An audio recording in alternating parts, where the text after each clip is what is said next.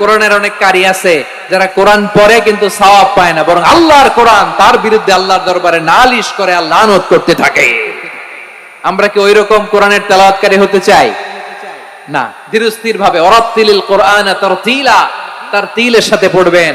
বিষ্ণু ইসা ইসলাম কানা ইয়ামুদ্দু সাওতাহু মাদ্দান, টেনে টেনে পড়তেন।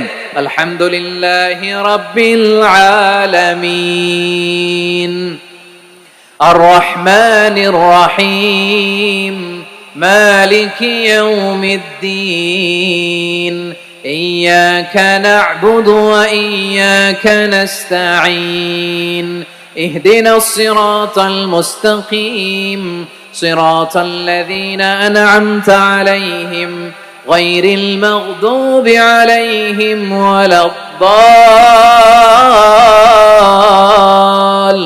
ওয়ালাদ-দাল্লিন। পড়েন আমিন। কানা ইয়ামুদ্দু সাওতাহু মাদ্দান, টেনে টেনে পড়তেন। ওয়া কানা ইউকাত্তিউ আয়াতাহু, ইউকাত্তিউ আয়াতান আয়াতান, প্রত্যেক আয়াত পড়ে পড়ে তিনি থামতেন। এভাবে কোরআন পড়তে হবে। আমাদের অনেক মা বোনেরা আজকের এই চাঁপাইনবাবগঞ্জের প্রোগ্রামের অনেকগুলো মহিলা প্যান্ডেল আমি ল্যান্ডিং করার সময় দেখেছি।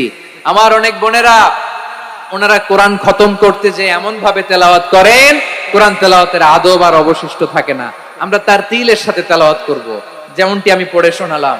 বিষ্ণু ইসলাম প্রতি আয়াত শেষে থামতেন, টেনে টেনে পড়তেন, তারতিলের সাথে পড়তেন, সুর করে পড়তেন। মান লাম ইয়াতাগান্না বিল কোরআন ফালাইসা মিন্না, যে সুর করে কোরআন পড়ে না সে আমার উম্মত হতে পারে।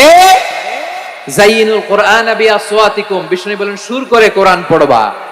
অনেকে কোরআনের খতম তুলবার জন্য কোরআনরে একেবারে খতম করে দেয়, এরকম আছে না নাই?